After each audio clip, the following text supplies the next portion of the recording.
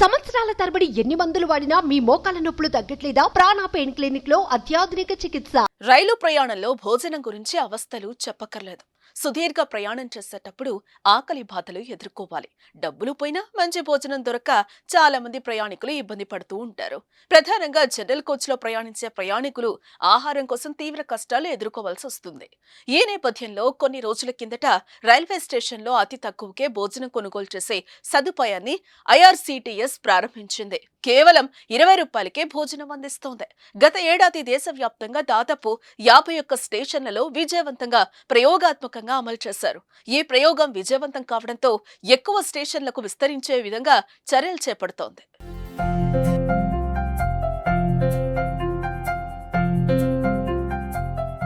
తాజాగా దక్షిణ మధ్య రైల్వే పరిధిలోని పలు రైల్వే స్టేషన్లలో ఈ అవకాశం కల్పిస్తోంది.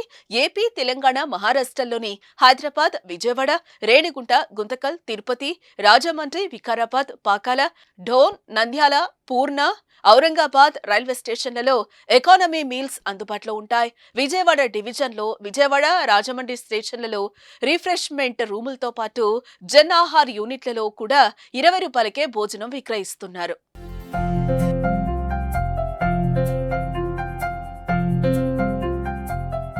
ఈ భోజనంలో 2 రకాల ఆప్షన్స్ ఉన్నాయి. అవి ఒకటి ఎకానమీ మీల్స్, రెండోది snack meals.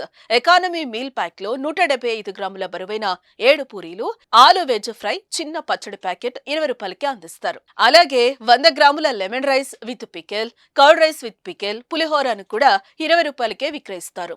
Snack combo meals లో ప్రాంతాల వారీగా అందుబాటులో ఉండే ఆహారాన్ని 50 రూపాయలకే విక్రయిస్తారు. ప్రయాణికులకు అందుబాటులో ఉండేలా ఎకానమీ మీల్స్ కొనుగోలు చేయడానికి వీలుగా ప్లాట్ఫామ్లలో సాధారణ సెకండ్ క్లాస్ కోచ్ల దగ్గర ఉండే కౌంటర్లలో ఈ భోజనం, తాగునీరు అందుబాటులో ఉంచుతున్నారు.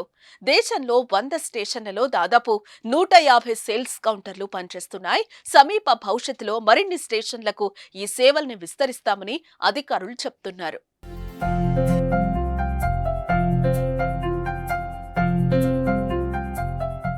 సుమన్ టీవీలో మీ పర్సనల్ అండ్ బిజినెస్ ప్రమోషన్స్ కోసం కింది నెంబర్కి కాంటాక్ట్ చేయండి.